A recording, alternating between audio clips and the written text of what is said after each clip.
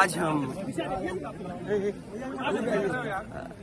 जैसे पहले कार्यक्रम समाजवादी लोग करते रहे हैं उसी तरीके से आज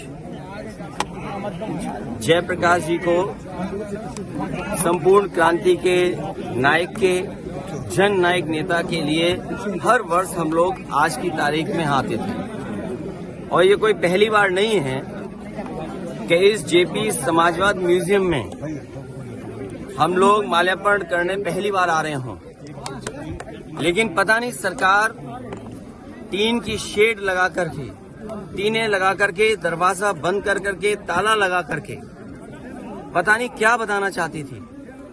ये वही जेपी हैं जिन्होंने संपूर्ण क्रांति का नारा दिया था, और वो इसलिए दिया था कि उन परिस्थितियों में उस समय पर चरम सीमा पर महंगाई थी, चरम सीमा पर बेरोजगारी थी, चरम सीमा पर भ्रष्टाचार था, और न जाने कितना उनके साथ देश के समाजवादी नेताओं को जेल जाना पड़ा, इमरजेंसी लगी।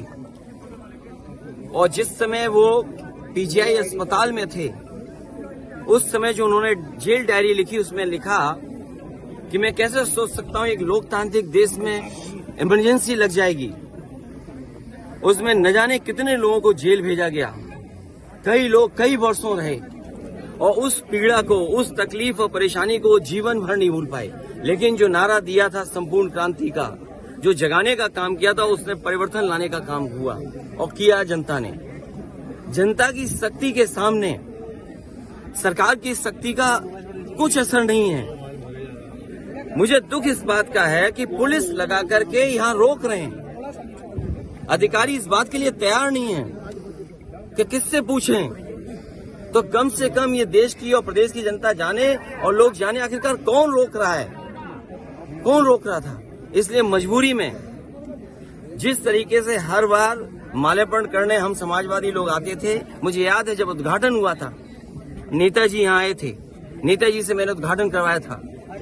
एकमात्र देश में समाजवादी नेता के लिए एक ऐसा म्यूजियम बना जिसमें उसके जीवन के बारे में लोग प्रेरणा ले सकते हैं। जो आंदोलन उन्होंने चलाए थाली बजा करके, वो उससे प्रेरणा ले सकते हैं कि सरकार के खिलाफ और लोकतंत्र में कैसे आवाज उठाई जा सकती है। आप आवाज दबाने का काम कर रहे हैं उन समाजवादियों को, उन आने वाली पीढ़ी को जो देश के लिए कुछ करना चाहते हैं, सपना देखा है उन्होंने।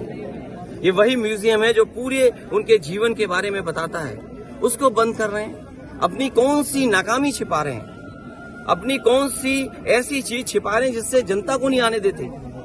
न केवल ये म्यूजियम जो पीछे बड़ी इमारत है, बड़ी बिल्डिंग है, जो कभी नेताजी ने, जॉर्ज फर्नांडिस ने और उस समय के समाजवादी लोगों ने इसका शिलान्यास किया था।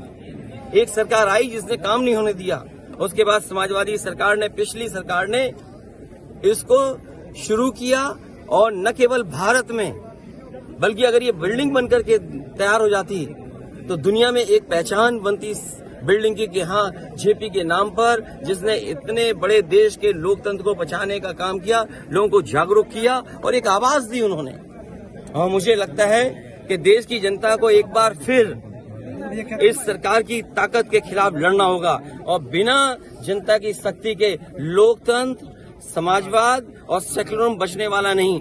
जो आवाज उन्होंने दी थी संपूर्ण क्रांति की, मुझे उम्मीद है कि सभी समाजवादी लोग मिलकर के आने वाले समय में लोकतंत्र बचाएंगे, समाजवाद बचाएंगे, संविधान बचाएंगे, और उस संविधान को बचाएंगे जो बाबा साहब भीमराव अम्बेडकर जी ने हम सबको दिया है। और जिस समय बाबा साहब भीमराव अम्बेडकर जी का दिया हुआ संविधान इन्होंने बदल दिया, उसी दिन समझ लें हमारी आजादी भी ये लोग छीन लेंगे।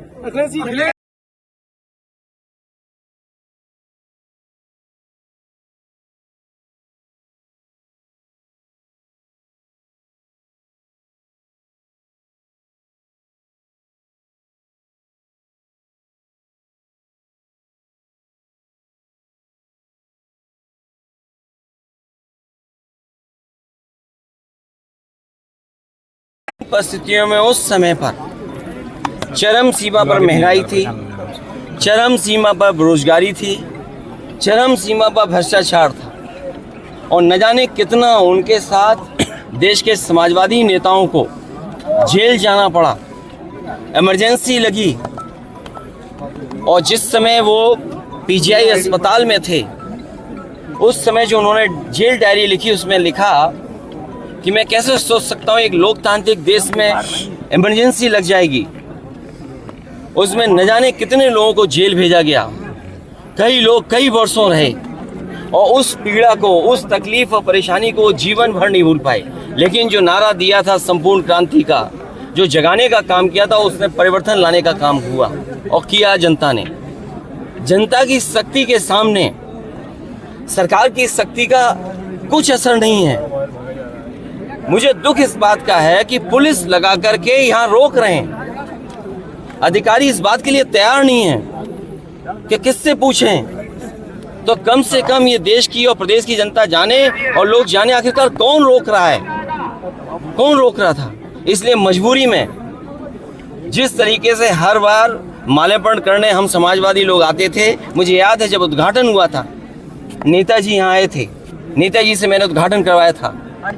एकमात्र देश में समाजवादी नेता के लिए एक ऐसा म्यूजियम बना जिसमें उसके जीवन के बारे में लोग प्रेरणा ले सकते हैं। जो आंदोलन उन्होंने चलाए थाली बजा करके, वो उससे प्रेरणा ले सकते हैं कि सरकार के खिलाफ और लोकतंत्र में कैसे आवाज उठाई जा सकती है।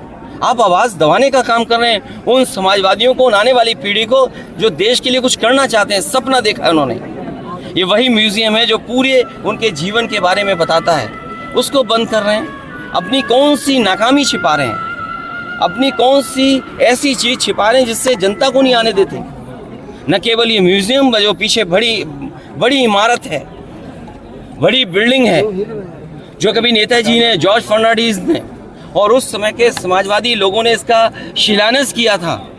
एक सरकार आई जिसने काम नहीं होने दिया, उसके बाद समाजवादी सरकार ने, पिछली सरकार ने इसको शुरू किया और न केवल भारत में, बल्कि अगर ये बिल्डिंग बनकर के तैयार हो जाती तो दुनिया में एक पहचान बनती बिल्डिंग की कि हाँ, जेपी के नाम पर, जिसने इतने बड़े देश के लोकतंत्र को बचाने का काम किया, लोगों को जागरूक किया और एक आवाज़ दी उन्होंने।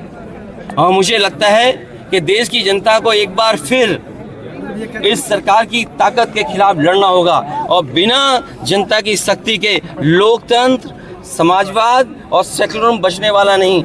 जो आवाज़ उन्होंने दी थी संपूर्ण क्रांति की, मुझे उम्मीद है कि सभी समाजवादी लोग मिलकर के आने वाले समय में लोकतंत्र बचाएंगे, समाजवाद बचाएंगे, संविधान बचाएंगे और उस संविधान को बचाएंगे जो बाबा साहब भीमराव अम्बेडकर जी ने हम सबको दिया है। और जिस समय बाबा साहब भीमराव अम्बेडकर जी का दिया हुआ संविधान इन्होंने बदल दिया, उसी दिन समझने हमारी आज़ादी भी ये लोग छीन लेंगे। क्या लगता है सर, क्या कारण हो सकता है आज के दिन माल्यार्पण? कहाँ तक जाएगा, कब तक जाएगा? पत्रकार साथियों, उसमें तो आप में से भी बहुत से ऐसे लोग थे जो इस आंदोलन में जुटे थे। ये 24 तक जाएगा और 27 तक परिवर्तन करेगा। और एक लंबी लड़ाई में शुरुआत कहीं तो होगी।